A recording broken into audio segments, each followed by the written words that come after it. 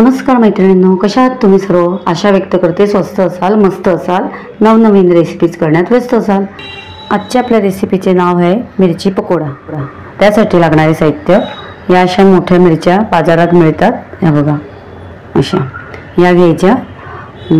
आपलं इथे बेसन मी हे करून ठेवलेलं आहे, बेसन भिजवून ठेवलेलं आहे, त्याच्यामध्ये मी मीठ टाकलेलं आहे आणि एक चिमूटभर खायचा सोडा टाकला आहे आणि अशा प्रकारे मी हे भिजवून घेतले पीठ हे।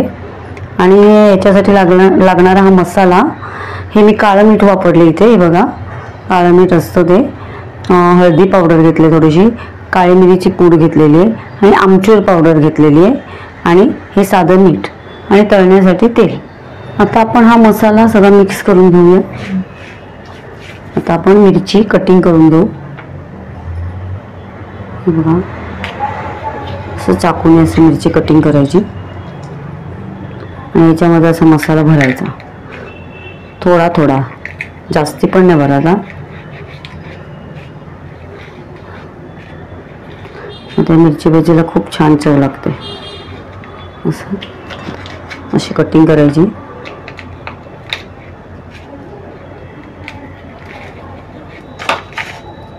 खूप छान लागते ही मिरची। पहा अशा प्रकारे आपण या मिरच्या सगळ्या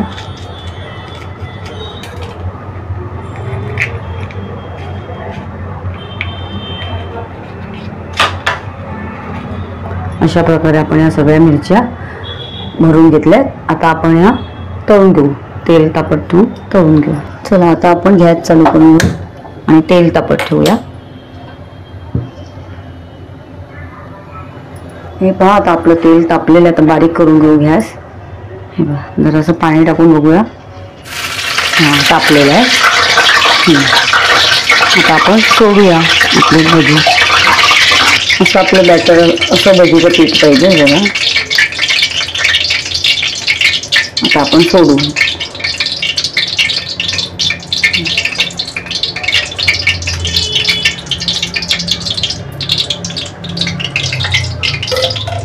थोडं मीडियम करू।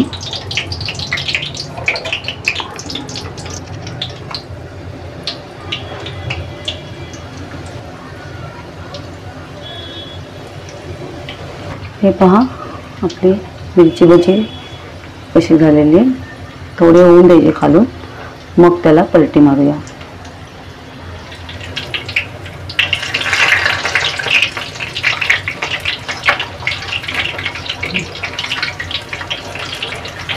चमच्याने पलटी मारून घेऊ। हे पहा आता आपली झालेली आहे मिरची भजी, मिरची पकोडा। मिरची भजी बोलतात, मिरची पकोडा बोलतात। अशा प्रकारे आपण काढून घेऊ टिश्यू पेपरावरती। हे पहा अशा प्रकारे खाण्यासाठी तयार आपला मिरची पकोडा। हे पहा आपण नुसतं पण खाऊ शकतो, नुसतं पण खूप छान लागते, पण पावामध्ये खाल्लं तरी तुमचं पोट पण भरू शकतं आणि पावामध्ये पण खूप छान लागते। त्याच्यासाठी चटणी, ओलं खोबरं, मिरची, कोथिंबीर आणि पुदिना याची चटणी करून घेतलेली आहे आणि चिंच गुळाची, जिरं टाकून चिंच गुळाची चटणी केलेली आहे। पकोडा तयार आहे खाण्यासाठी।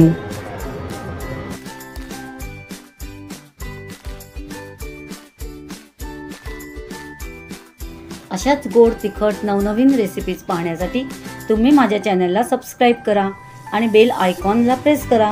याने मी अपलोड केलेल्या रेसिपीज सर्वात आधी तुम्हाला पाहायला मिळतील। चला तर मग आज इथेच थांबू आणि नवीन रेसिपीज घेऊन पुन्हा भेटू। धन्यवाद।